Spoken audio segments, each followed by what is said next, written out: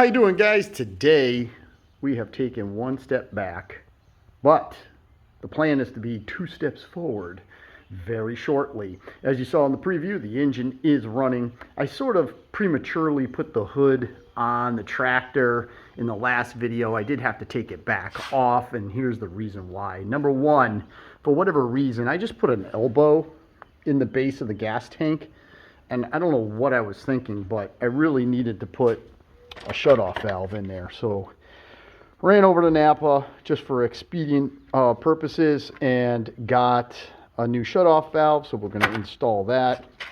I got a cable lock for the throttle cable. I did run over and get a kill switch. I got a little ball style. It's not self-grounding, but it's going to do the trick, and it'll look the part once it's in the hood, so we get that done.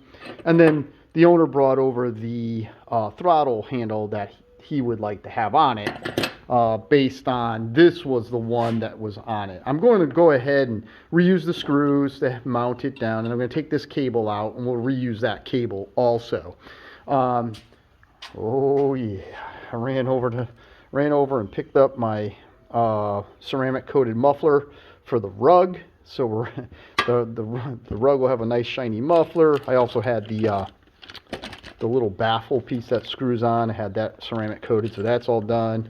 And then this is actually the muffler for my Senior. I dropped, still got a polishing bead in there. I got to get that out. But I went over, I also had the muffler for the Senior ceramic coated. So all those parts, but that's for a later project. So let's go ahead and let's get the valve installed.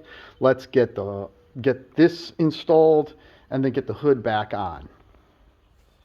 Valve is in. I just put a little WD-40 on the threads and then screwed it in until it was nice and snug.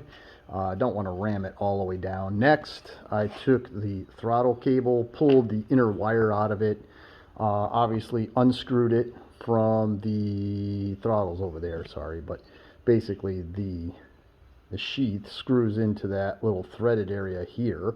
So unscrewed that, went ahead and sanded the wire down and then hit it with a piece of green Scotch-Brite. I'll put a little WD-40 on that, slide it back in the sheath, screw the throttle handle onto the cable, tighten down the lock here so it bites the end of the cable, and then we'll go ahead and put the hood back on the tractor, as well as we'll mount the throttle.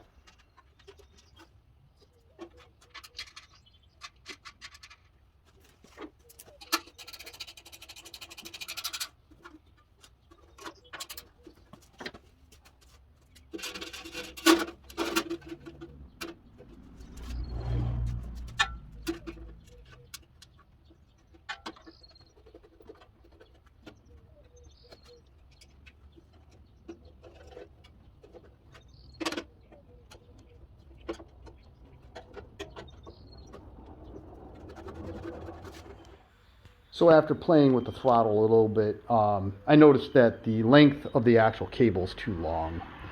There's 2 little mounting screw holes here in the hood. These are original. That's where the throttle gets screwed down to. The cable goes through this bigger hole and then kind of loops out and goes in. But the loop was huge. It came way out. So there was it just wasn't acceptable. So I went ahead and measured it. I'm going to cut the sheath back about 6 inches. As you can see, this end of it is kind of wonky anyways, so pulled the steel cable out, which is right there, marked it, put it in the vise so it's nice and tight.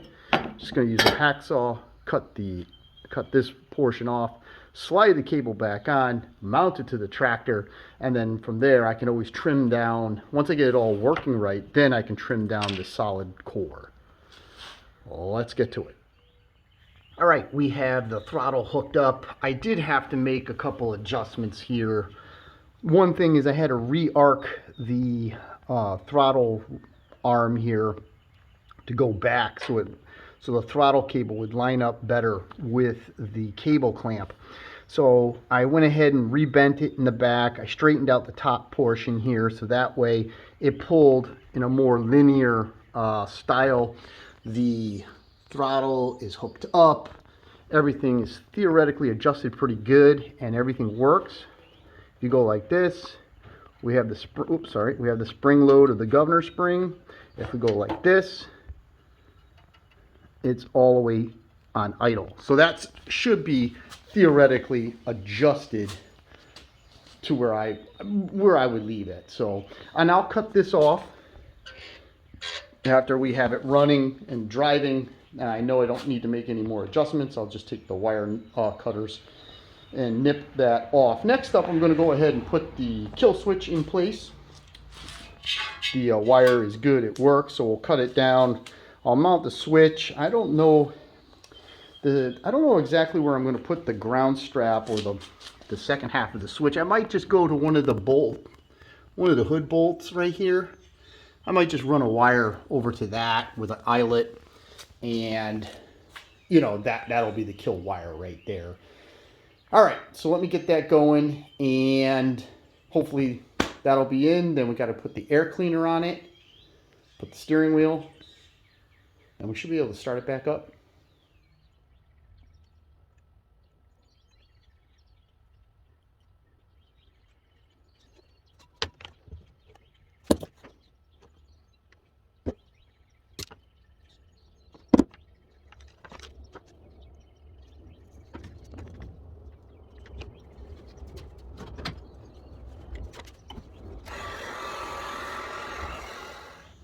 Kill wire is all hooked up. We have the little ball switch. It's, you know, it's brand new, but it looks the part. It looks the part to an old switch, so that's all set. Basically, the black wire coming up is from the points, and if we take a look underneath here real quick, you can see I put a little crimp connect right there, so that way you can unhook the wire without having to tear tear it all, take the switch out of the hood if you need to take the hood off. So unplug that wire, that primary wire right there, and I don't know if I can show you.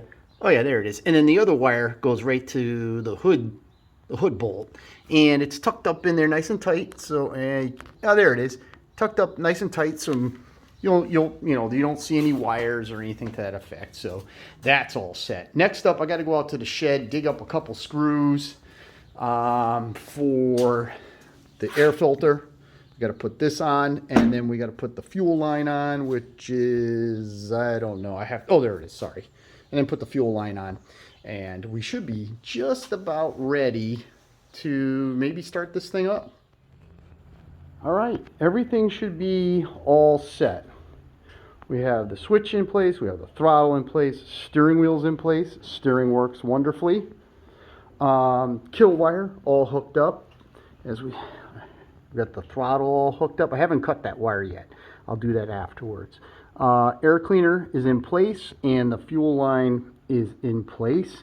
So we're going to go ahead and push this thing into the backyard. We'll try to get it started, and we'll go for a little ride around the yard, hopefully. All right, guys, we got it out here in the backyard. I made a couple little carb adjustments even before I started, because I have the air cleaner on it now. I was running it without the air cleaner, so I took a little bit of fuel out of the carburetor, main jet. So it's warm out today, so I'm not gonna start it up on the choke yet, but I put the gas in it, blew in the tank to push the fuel to the carburetor. Everything else should be okay. I did notice pushing it, the hubs don't unlock, so you can see maybe in the yard here, just pushing it into position, it tore up the yard. Not that my yard's beautiful, but it tore up the yard. So the gear drive in the back needs to be taken apart, but that's not part of the deal. The part of the deal is just to get it running with a motor and chugging on its own power. So we're going to try to check the boxes right now.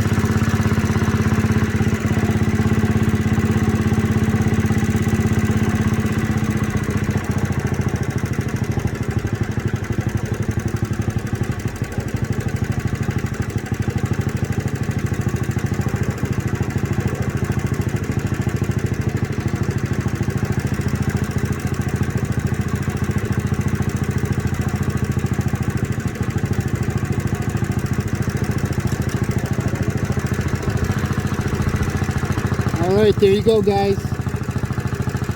Another RJ35 returned to service. It does need some work on the rear gear. One of the hubs is not unlocking, so when I'm trying to make a right-hand turn, it pushes and then it starts to turn. But when you take a left turn, it turns pretty much right on the spot. So, all right, well, thank you very much for watching. Thank you for everyone who has commented and hung in there on this project. I really do appreciate all your support. I've got a little painting project coming up. We'll probably take a look at that, and then we're going to be preparing for the season. Got to get the rug up and running again, and we're going to be working on my RJ39. All right, guys, thank you very much. You have a great day.